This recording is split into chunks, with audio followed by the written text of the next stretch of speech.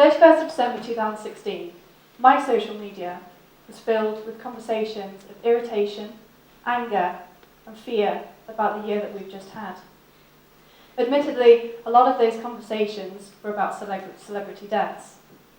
On top of the fury at celebrities leaving us before their time, there were more ominous conversations happening across the country. Themes on climate change, on conflict, on division. Now personally, I can't remember a New Year's Eve that was this full of resentment, when New Year's resolutions were scattered among an overwhelming message of fear.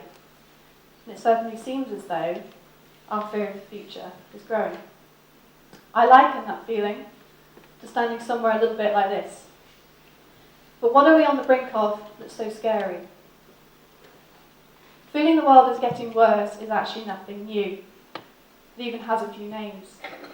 Declinism and negative bias, to name a couple. So is our fear about 2016 nothing more than a wealthy, comfortable world being alarmist? I'm neither a social scientist or can see into the future. It's not really for me to say.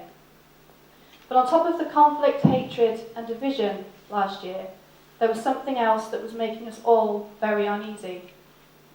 And it's the knowledge that the physical world is predicted to become a far more difficult place. But what exactly are we facing environmentally that's making us so afraid? Now, climate change dominates our news, our politics, even responsible business strategy. And that's actually for a good reason, because it is as scary as we're being led to believe. But it's far from the whole story, unfortunately. Even only on the topic of the environment, we are also talking about a myriad of other problems on top of climate change.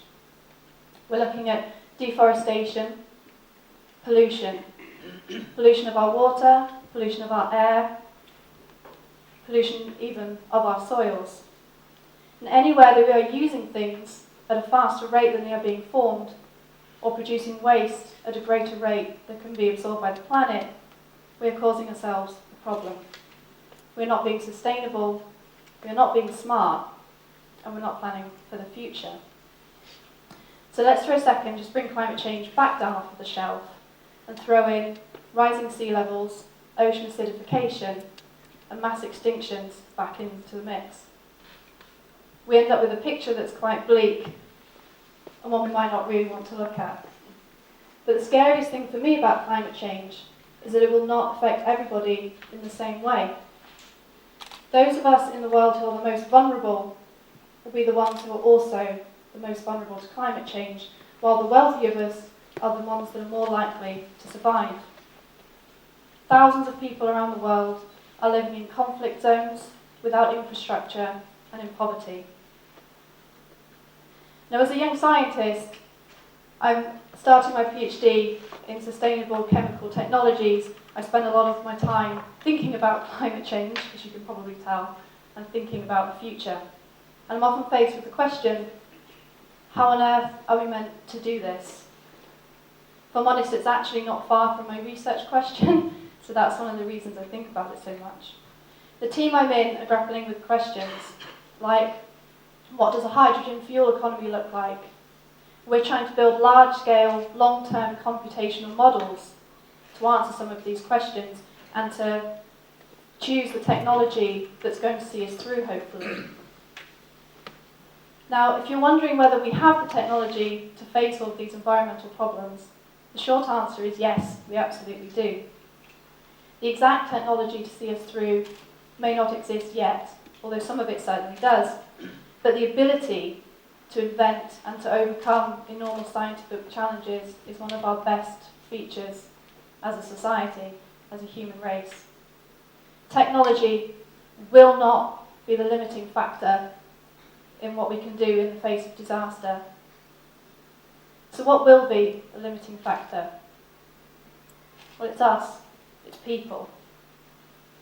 This is a critical point in history for us, and one that connects us all, because the outcome will be our shared legacy. But what do we mean when we say people?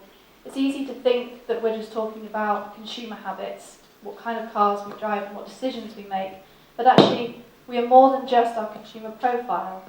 And as an audience, we are teachers, we are builders, we are scientists, politicians, athletes, artists. There is so much more that we can do. But if it is down to us as a people, I still haven't answered the question, how on earth do we face disaster? On the 28th of August 1963, Martin Luther King delivered a speech. And 4 words from that speech captured the hearts of a people. And they still resonate through history with as much force as the day they were first spoken. The words, I have a dream. Not I have a fear, not we face a crisis, I have a dream. Now it's true that most of our communication, our news, our social media, much like those conversations on New Year's Eve, are centred on fear, on dread, on disaster. I've been guilty of that myself already today. And it's the kind of message that we're beginning to become quite used to.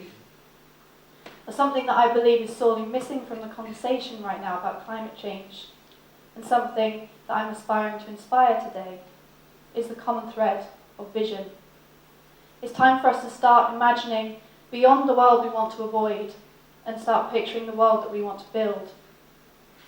Fear is only going to get us so far.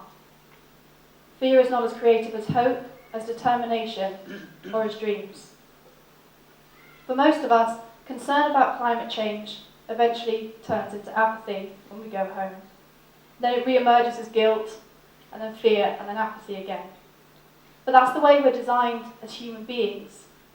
If we maintained a constant level of panic about every distant threat, we would never have survived as a species, let alone found dinner. What we are good at doing as a species is turning creativity and ambition into astounding, unprecedented results. The moon landings would never have happened without an audacious amount of ambition, and without a lot of individuals sharing that ambition. We must demand more than the prevention of the worst case scenario. The Apollo mission was not defined by fear or by negativity or by preventing negative outcomes. It was defined by a clear vision. So what is that vision? If I'm honest, it's hard to say. It's probably harder to say than sending somebody to the moon. But I do know that we must demand more, and that sustainability does not require impending doom to make sense. So whether our sense of dread this year was because of a negativity bias, or because we are indeed on the edge of something terrifying, the solution is the same. So how do we face disaster? We do it with ambition, we do it with grace, and we do it with vision. Why grace?